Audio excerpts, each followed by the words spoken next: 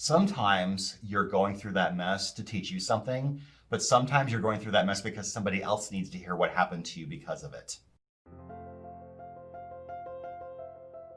I used to write short stories, and in fact, sometimes the stories I would write were very creative. It stretched my imagination. Sometimes I would write episodes of TV shows that I admired. For example, I remember in study hall in 4th grade writing Lost in Space episodes with the characters. And when I was a kid in church, if I was all fidgety, my mom would hand me a notebook and I would write underdog stories from the Underdog cartoon. Really? Yeah, so I've been doing this a long time off and on, and sometimes I would write a story where I would paint myself into a corner and not know how to finish the story, so I stopped. Wow.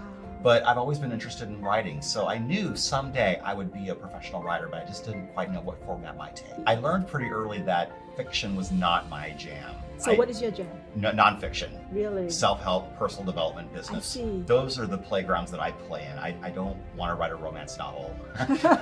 I'm not writing a fantasy book. I'm writing about business and helping people and educating, motivating, inspiring them. Right. If the person's quandary is, what do I write about? Yeah. I would recommend asking people you trust, if I were to write a book, what would you expect it to be about? That's a good place to start. If you find that people continually compliment you on certain things and ask you, how did you do that? That might be your topic for your book.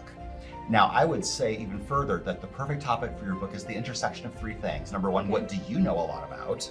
Number 2, what does your audience know a lot about? And number 3, what will your audience pay for? Because you want to sell a few copies of your book and potentially have it lead to something after that. Right. So that's important. So look for purpose, why you're writing it, look for impact. What kind of reaction do you want from your audience when the book is done? So do you want them to go to your website? Do you want them to enroll in your coaching program? Do you want them to hire you to work with them? So have an end game in mind. That's always really important too.